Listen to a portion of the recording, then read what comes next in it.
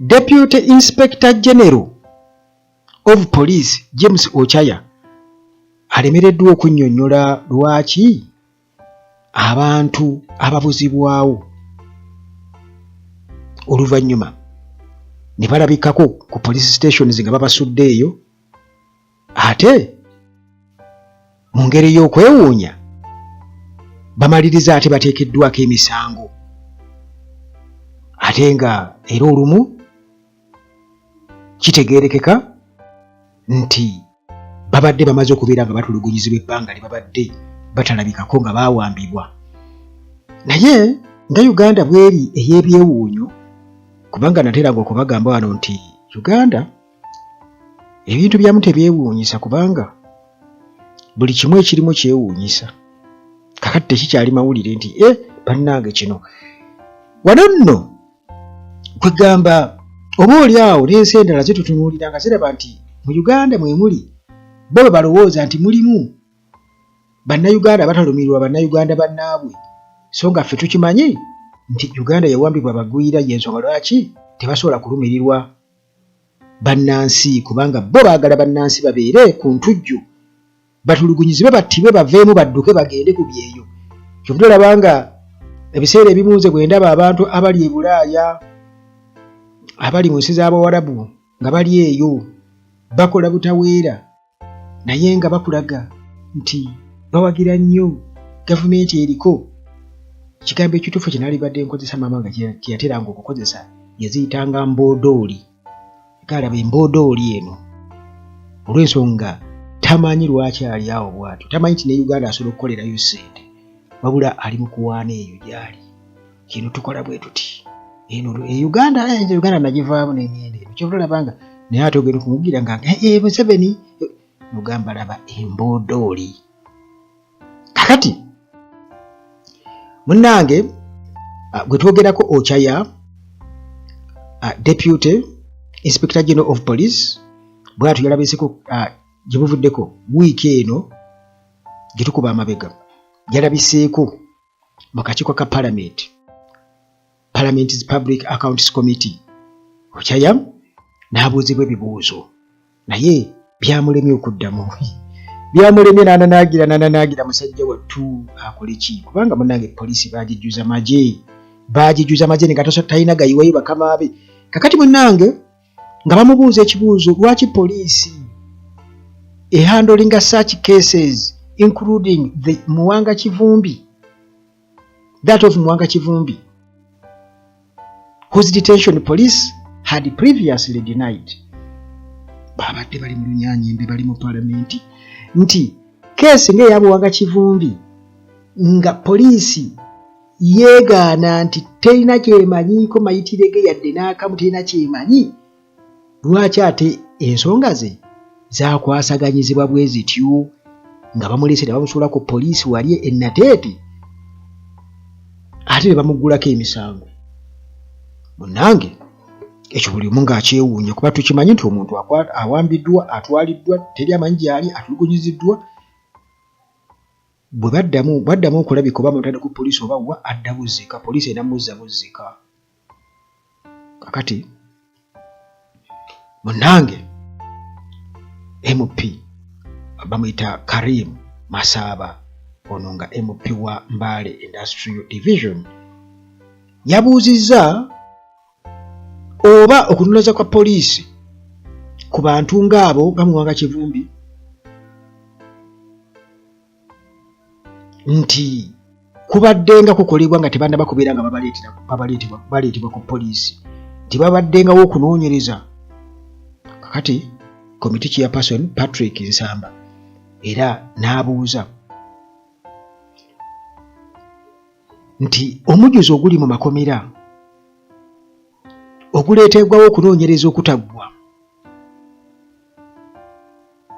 lwaki tebakisalira amagezi, era ng'agamba nti lwaki abo abavunaanibwa nga bamaze okubeera nga batulugunyizibwa bamaze okubeera nga bawambibwa lwaki mu kifo ky'okukola ekyo okubavunaana emisango lwaki tebabayambako buyambi nga poliisi nga babalabyeko ne babawerekera buwerekezi kawaabwe mu kuregaininga freedom yaabwe. Munange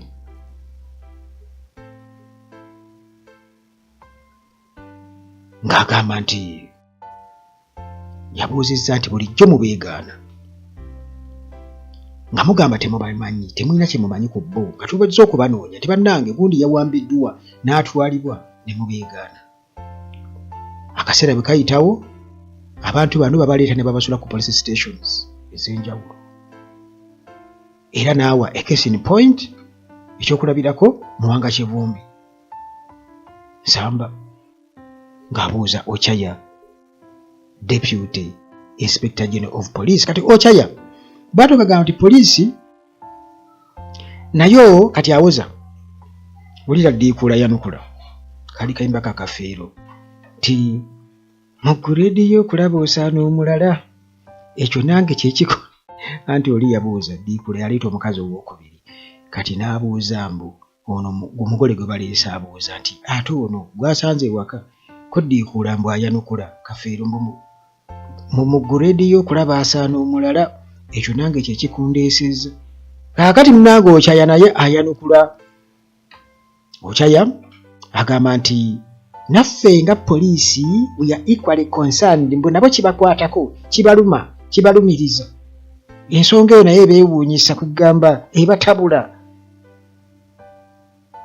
Era mbu ensonga gy'ayogerako ayogerako unexplained reappearance of such suspects.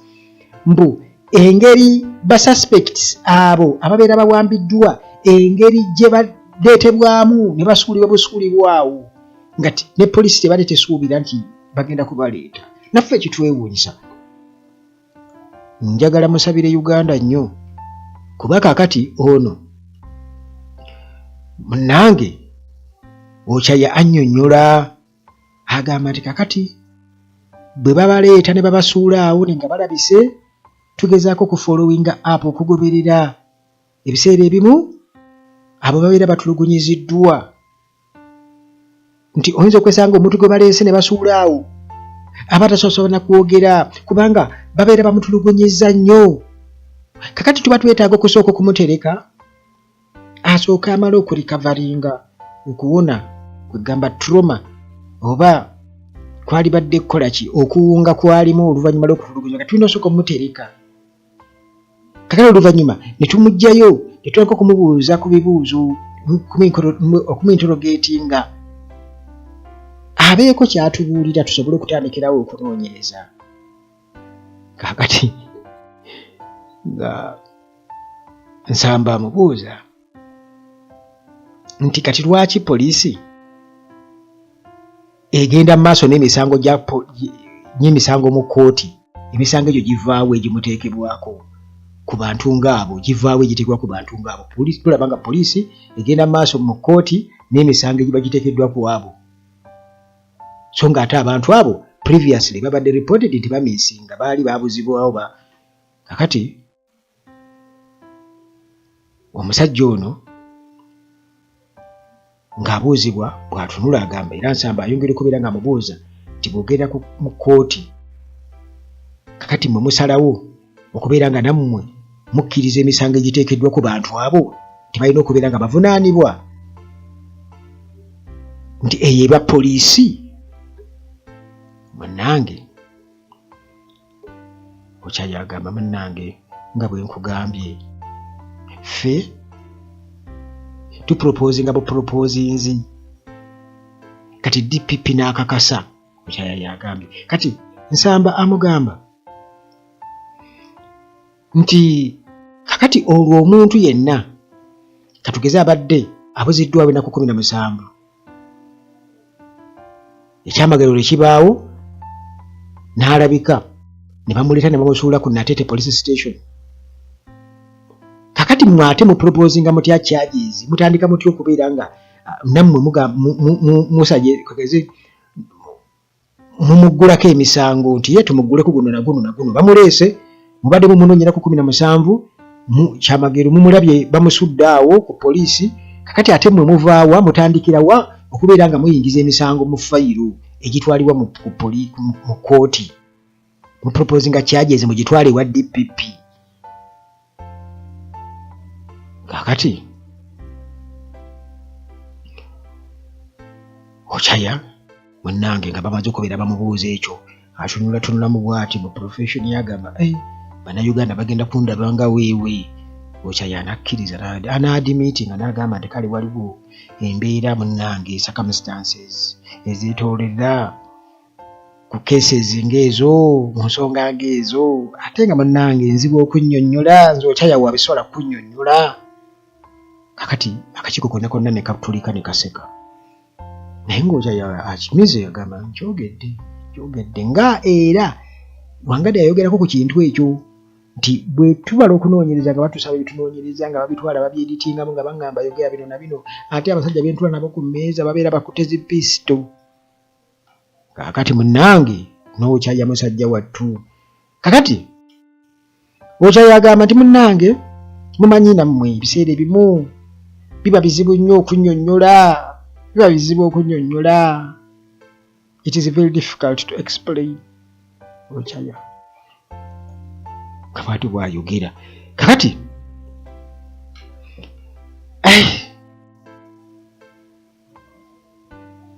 abasajja bano tubulaba nga bwe babeera bagenda okwapiyaringa eri akakiiko ndowooza bamalawo bakukola ki kubamu nkowali lwekawalagi ka mmeka mandule yabbiri naye yabbiri yinza okumukuba ennyo ndowooza baŋŋamye mandule ezitowa. Kakati asobole okubeera ng'ayogera tebaali badde na muyunufu kubanga babeera baswala ate tasobola kuwa answers ku basupiriya be akole ki kubanga ebino ebizibu okunnyonnyola. Kati ekyo kyokka kiraga nti ensi Uganda yawambibwa. Akugambye nti ebintu ebizibu okunnyonnyola kitegeeza emisango bagibawa nti gigino gye muteekayo biri bimuveeko ebyokuba nti obutwalina okutwalibwa mu kkooti ssaawa 48 mubiveeko ffe tuziizo ogundi temutubuulira mugende mumuguleko emisango. Kakati ekyo ne kyeyongera okweyoleka nti tasobola kunnyonnyola nze kye nafunyemu kubanga abakwata balala nnyo kati ne gwe babuuza okunnyonnyola mulala. Abakwata balala ne gwe babuuza okunnyonnyola mulala.